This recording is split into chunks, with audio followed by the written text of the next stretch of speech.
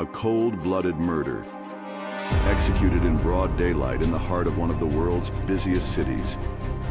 The CEO of UnitedHealthcare was shot and killed in what appears to be a brazen, targeted attack.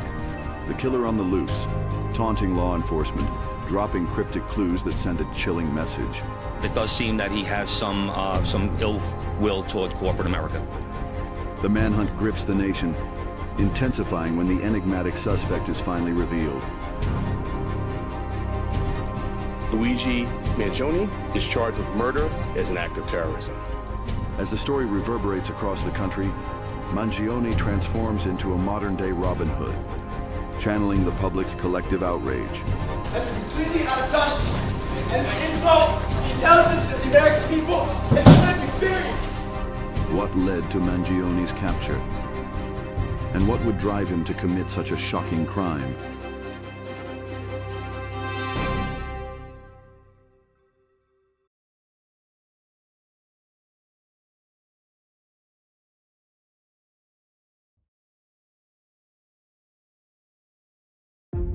On the morning of December 4th, 2024, police respond to a 911 call reporting a shooting outside the Hilton Midtown in New York City. Upon arrival, they find Brian Thompson, CEO of UnitedHealthcare, lying unresponsive near the lobby doors. A closer examination reveals gunshot wounds to his back and right calf. Authorities learn the 50-year-old father of two is in town from Minnesota to attend United Health Group's annual investor conference at the hotel. Thompson is rushed to Mount Sinai West Hospital, where he is pronounced dead at 7:12 a.m. While gathering evidence at the scene, investigators find an interesting clue. A 9mm round and shell casings with the words delay, deny, and depose written in permanent marker. The words mirror tactics often cited by insurance critics to reject claims. Investigators believe this could be a motive behind the killing. The suspect appears to have vanished, but detectives work to piece together his movements using surveillance footage from across the city. At 6:45 a.m., a camera captures Thompson walking near the Hilton when a masked gunman, wearing a gray backpack, suddenly ambushes him from behind. Wielding a pistol fitted with a silencer, the assailant takes aim and fires. Thompson collapses to the ground. The gunman quickly clears a jam, aims once more, and fires again.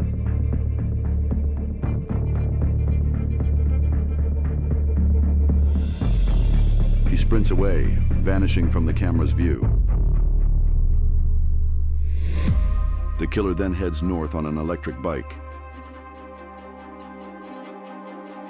He enters Central Park through the 60th Street and Center Drive entrance, evading the city's cameras and vanishing into the park's vast terrain. 10 minutes later, the gunman exits the park on the bike at West 77th Street and Central Park West, now without the gray backpack.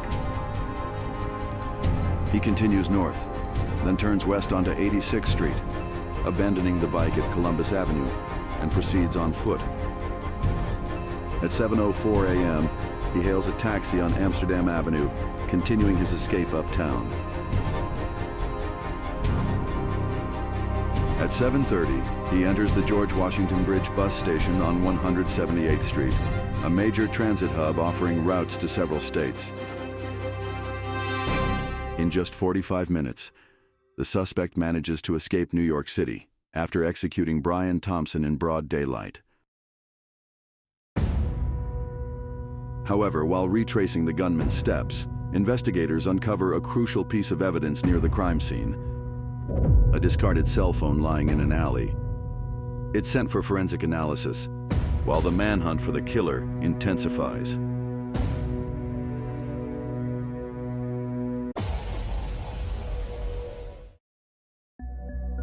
The investigation pivots back to the victim's past, probing for any clues about potential threats or enemies.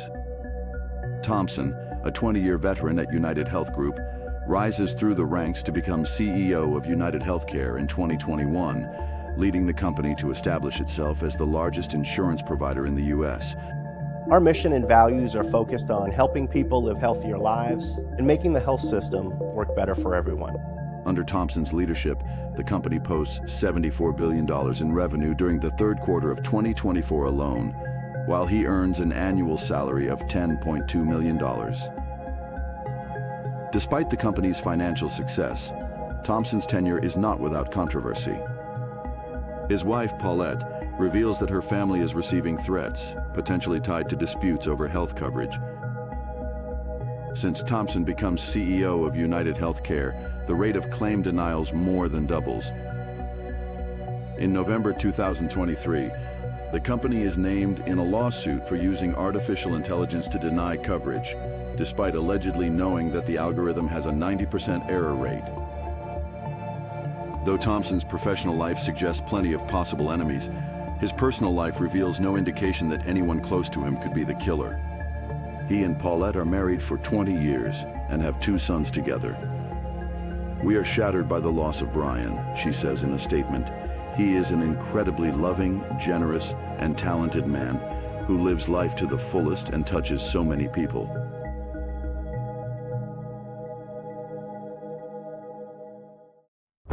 Following Thompson's murder, NYPD Police Commissioner Jessica Tisch addresses the media.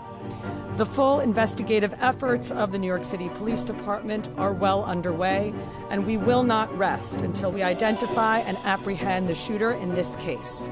Right now, we are asking the public for your help. We have increased the reward in this case to $10,000. While awaiting tips, authorities focus on retracing the events leading up to the shooting, piecing together the suspect's trail in an effort to uncover his identity.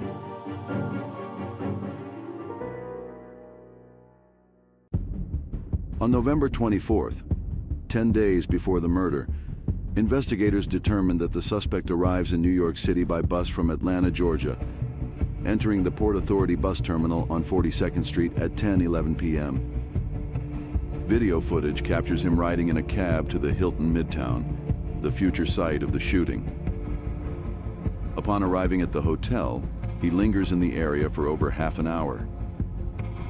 At 11 p.m., he hails another cab to the High NYC hostel at 891 Amsterdam Avenue on the Upper West Side, 3 miles north of the crime scene.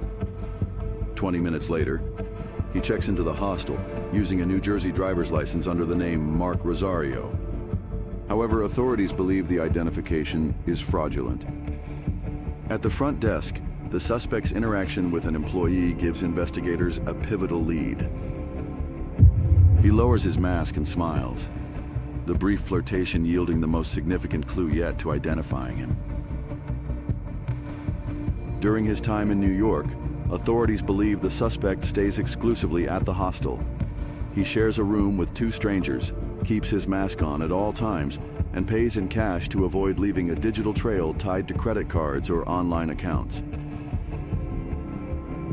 In the days leading up to the investor conference, he moves through the city streets unnoticed, biding his time, waiting for the moment his path violently collides with Brian Thompson's.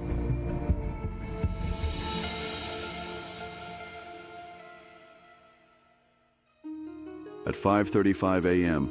on the morning of the murder, the suspect exits the hostel wearing the gray backpack and rides an electric bicycle down Central Park West toward the Hilton. At 6:17, surveillance images show the suspect at a Starbucks 2 blocks from the hotel.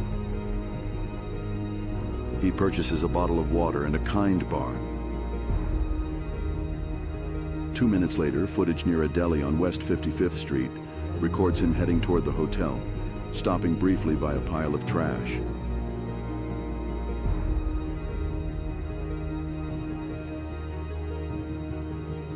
At 6:29, the suspect is seen walking past a parking lot on West 54th Street, about 150 feet from the site of the shooting. And at 6:44, the masked gunman lies in wait outside the hotel.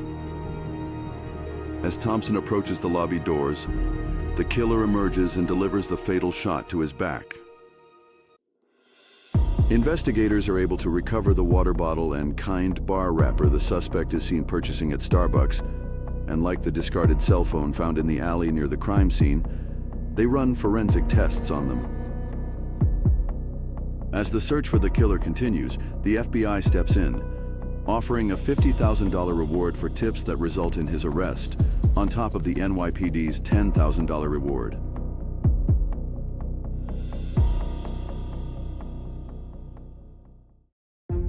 On December 6th, 2 days after the shooting, police combing through Central Park uncover another clue.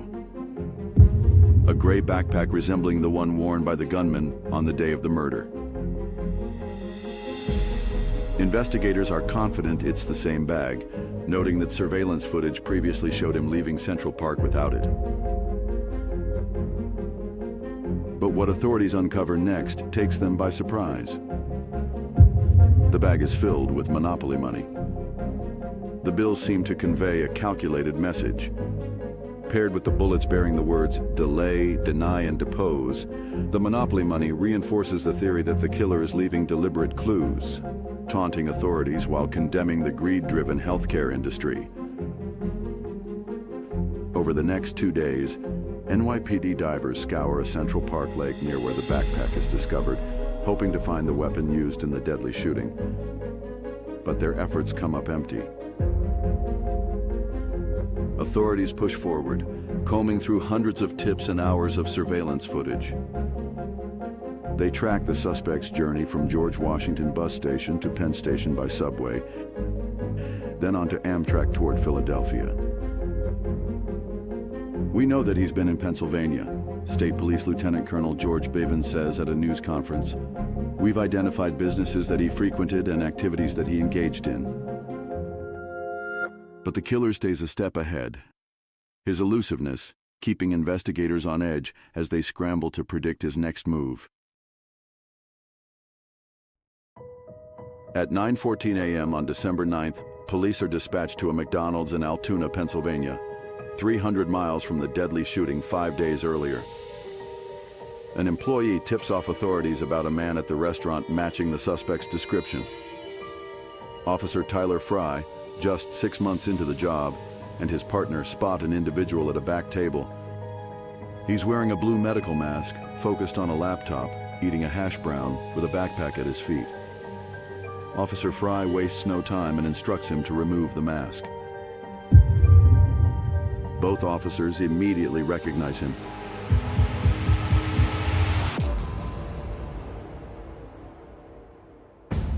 When asked for identification, the suspect hands over a New Jersey driver's license under the name Mark Rosario, the same ID used to check into the hostel. Officer Fry then calmly asks, "Have you been to New York City recently?" The suspect suddenly goes silent and starts trembling. When a check on the ID comes back with no match, the officers press him harder, telling him he's under investigation and could be arrested for lying about his identity. That's when he finally confesses. His real name is Luigi Mangione. The ID is confirmed as fake, while Mangione's true identity is verified. The 26-year-old is taken into custody, and during the process, authorities discover multiple items in his backpack they believe are connected to Thompson's murder.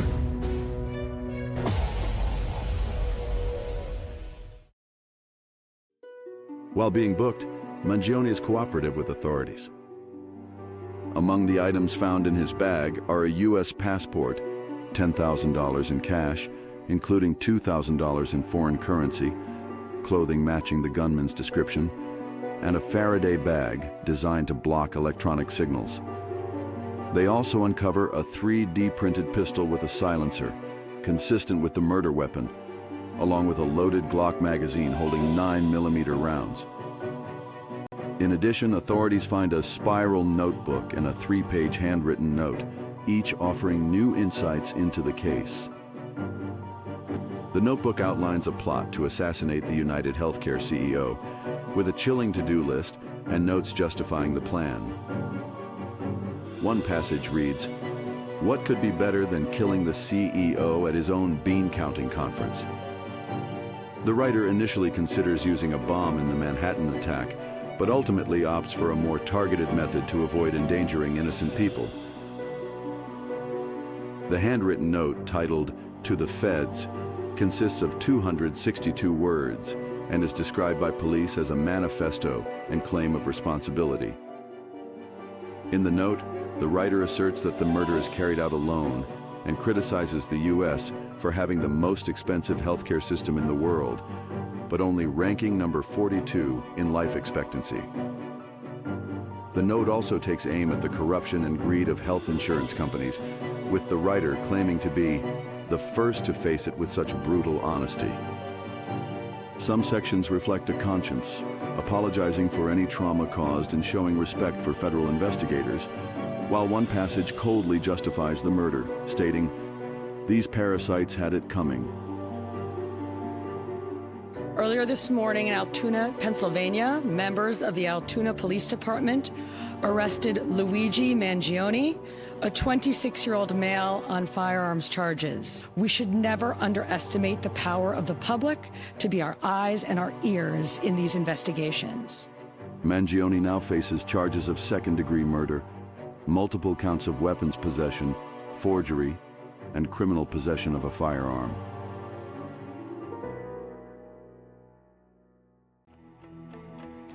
The next day, at 1:40 p.m., Mangione is brought to the Blair County Courthouse in Hollidaysburg, Pennsylvania, for an extradition hearing. As guards escort him to the doors in an orange jumpsuit, he briefly resists before turning to face the media. That's completely out of touch and an insult to the intelligence of the American people and the lived experience. During the hearing, Mangione's newly hired defense attorney, Thomas Dickey, informs the court that his client will fight extradition to New York. The judge denies bail, and Mangione is transferred to a maximum security prison in Huntington, Pennsylvania. As he awaits further legal proceedings, authorities continue building their case, delving into his background to piece together the crime. Luigi Nicholas Mangione is raised in Towson, Maryland, as part of a wealthy and influential family that owns country clubs, hotels, healthcare facilities, and radio stations, granting him a life of significant privilege. He is a gifted student, graduating as valedictorian in 2016 from the prestigious Gilman School in Baltimore, where he also shines as a member of the robotics team.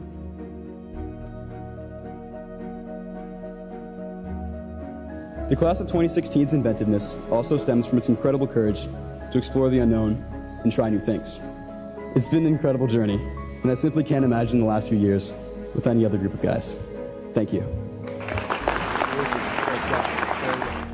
Freddie Leatherbury, a former classmate and childhood friend, says, "This is one of the last people you'd think would do something like this. He was one of the nicest, most friendly kids I knew at Gilman." Leatherbury adds, "There was nothing that came off weird about him. He had great friends, was down to earth, and well-adjusted socially." Mangione continues his academic journey at the Ivy League University of Pennsylvania, where he earns a bachelor's and master's degree in computer and information science in 2020. Following his graduation, he works remotely as a data engineer for the online car marketplace, TrueCar. In 2022, Mangione lives in Honolulu, Hawaii, at a co-living space called Surfbreak, located on the edge of Waikiki. R.J. Martin, who shared the space with him, describes Mangione as a kind person, a great listener, someone you'd enjoy having a cup of coffee with. Martin also remarks, "He was never aggressive. I can't even remember him ever being upset." While living in Hawaii, Mangione struggles with chronic back pain caused by spondylolisthesis, a condition where a vertebra slips out of place in the spine. This issue, which begins during childhood, is exacerbated by his time surfing and hiking on the island. The pain is so severe and unrelenting that it becomes a constant source of frustration. The condition also triggers numbness, brain fog, and persistent insomnia, significantly disrupting both mental and physical health. R.J. Martin goes on to explain how it even affected his romantic life, saying he knew his back condition made dating and physical intimacy impossible. Mangione quits his job in 2023 to focus on conservative healing methods. However, as the condition persists, he makes the difficult decision to undergo spinal fusion surgery in July, returning to the mainland for the procedure. The operation involves placing a bone graft between spinal bones and securing them with metal hardware to alleviate pressure and stabilize the spine. Post-surgery, people close to Mangione note a dramatic change in him. One friend even claims he, quote, went absolutely crazy. Investigators gain insight into Mangione's radicalization through a 2024 book review praising Ted Kaczynski's 35,000-word manifesto, Industrial Society and Its Future. Kaczynski, an American mathematician with an IQ of 167, is also known as the Unabomber. Between 1978 and 1995, he sends or hand-delivers explosives that result in the deaths of 3 people and injuries to 23 others. Known for his criticism of big business and government, Kaczynski views industrialization and capitalism as forces that harm humanity and contribute to the destruction of the environment, human freedom, and personal autonomy. He advocates for a return to pre-industrial ways of living. In Mangione's book review of Kaczynski's manifesto, he writes, he was a violent individual, rightfully imprisoned, who maimed innocent people. While these actions tend to be characterized as those of a crazy Luddite, however, they are more accurately seen as those of an extreme political revolutionary. Mangione continues his review, voicing deep disdain for powerful corporations that drive environmental destruction and societal harm in the pursuit of profit. Convinced that peaceful protest is ignored and economic resistance is nearly impossible within the current system, he implies that meaningful change may require more drastic measures. How long until we recognize that violence against those who lead us to such destruction is justified in self-defense? These companies don't care about you or your kids or your grandkids. They have zero qualms about burning down the planet for a buck, so why should we have any qualms about burning them down to survive?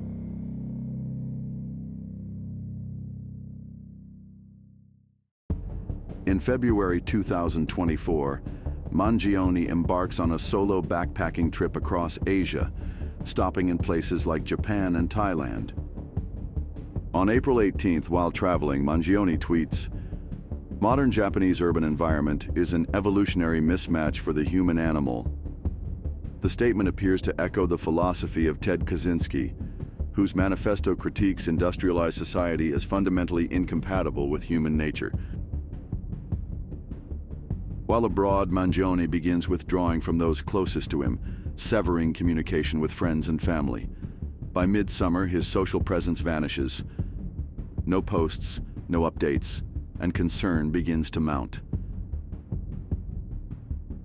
A friend texts, "Where in the world are you?" but receives no response. Another friend tweets, "I haven't heard from you in months. You made commitments to me for my wedding, and if you can't honor them, I need to know so I can plan accordingly." But one message stands out as particularly unsettling. "Nobody's heard from you in months. Apparently your family is looking for you." On November 18th, Mangione's mother files a missing persons report. She hasn't spoken to her son since July, and repeated calls only lead to a full voicemail inbox. Less than 3 weeks later, Brian Thompson is assassinated. Authorities are investigating a possible link between Mangione's chronic back pain, his healthcare experience surrounding spinal fusion surgery, and the murder of Brian Thompson. They suspect Mangione's growing rage against corporate greed, fueled by the violent actions and manifesto of Ted Kaczynski, drives him to target the UnitedHealthcare CEO, a symbol of the very system both he and Kaczynski despise. But investigators remain puzzled by how he takes such a swift, dark turn. Aside from a trespassing arrest in November 2023 at a Hawaii state park, Mangione's history reflects a clean record and a reputation as an upstanding, well-regarded individual.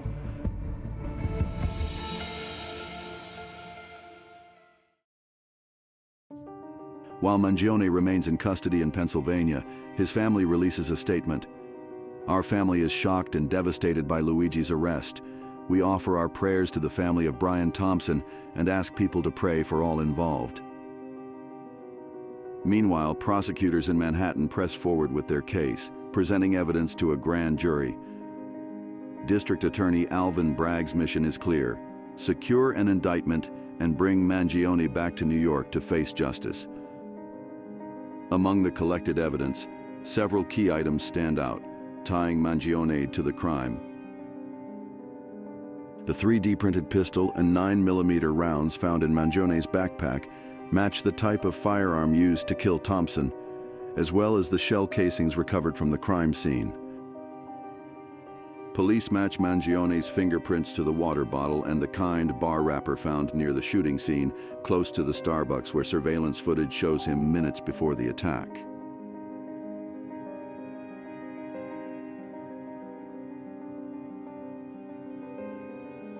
They also find his prints on the cell phone recovered from the alley near the hotel.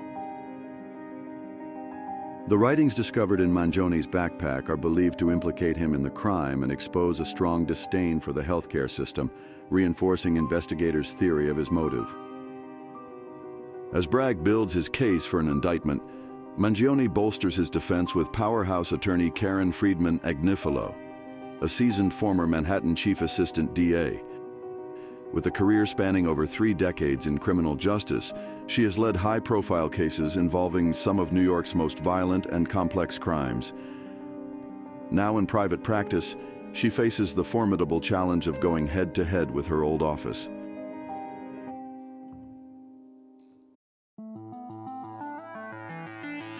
While the attorneys prepare for the impending showdown, public reactions intensify. Support for Mangione erupts online and in the streets, transforming him into a folk hero. He emerges as a symbol of defiance, channeling America's outrage against the corruption of the healthcare system and unchecked corporate greed. I love Luigi! What are we asking about my husband? Hero or a villain? Oh my God, that man is a hero! He's a superhero. He is a hero of the people. I guess he might be a hero, but listen, I love a good villain too. He's a hero to the cause of the power dynamic in America and in the world in general.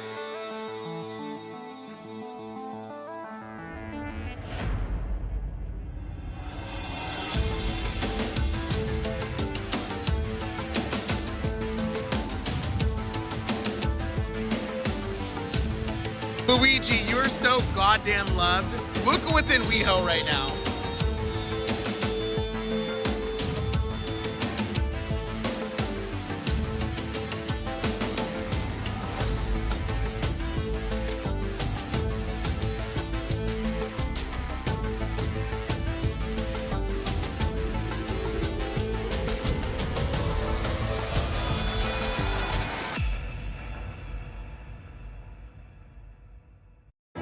The fallout of Thompson's murder reverberates across corporate America as health insurance executives and employees report a surge in threats and harassment.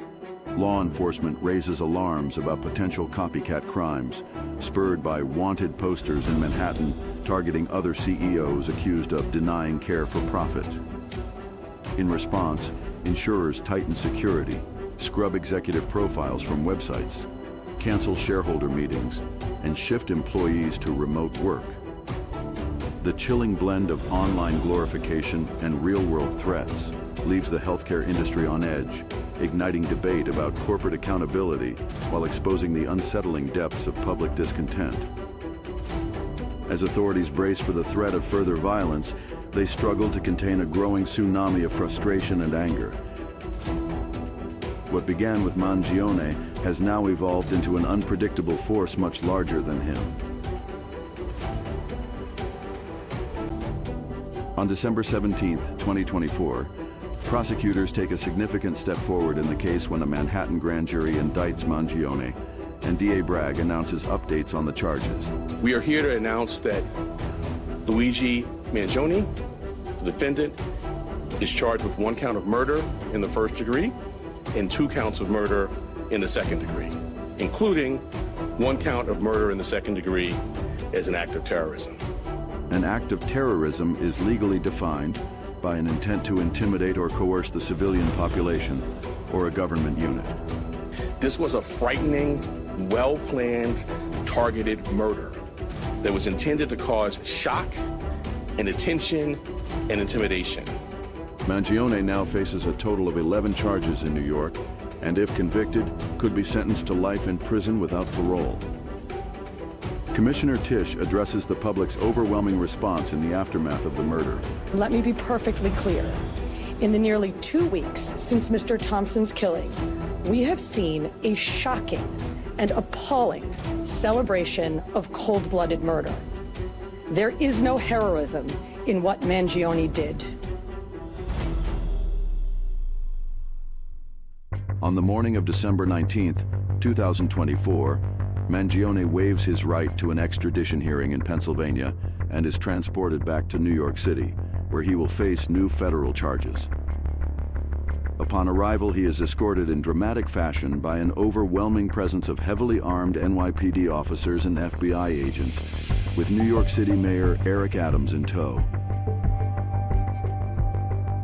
Mayor Adams says, "I wanted to look him in the eye and say, 'You carried out this terrorist act in my city, the city the people of New York love. I wanted to be there to show the significance of that.'"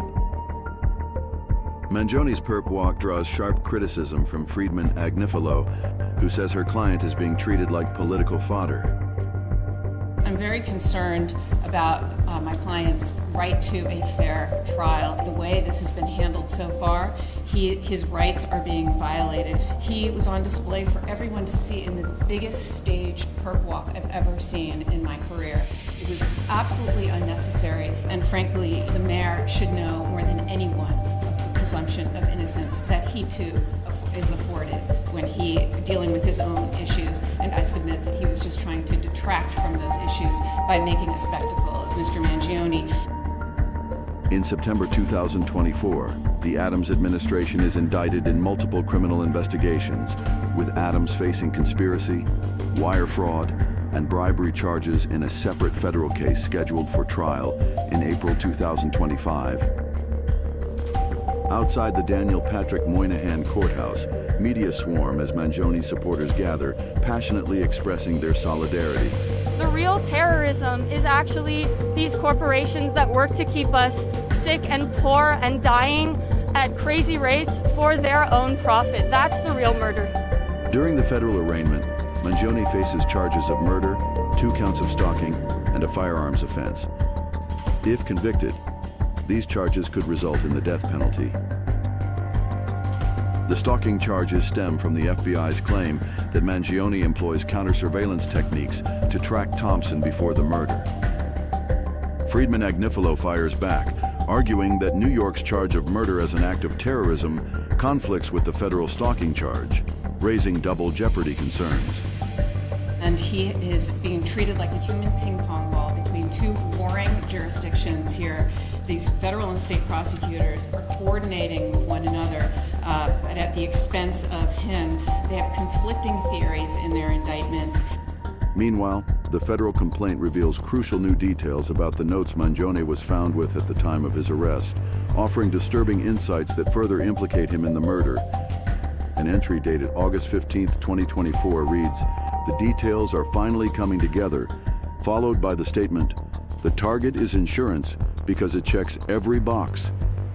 Another entry, dated October 22, 2024, says 1.5 months. This investor conference is a true windfall. That entry then goes on to describe an intent to, quote, whack the CEO of a company attending the insurance conference.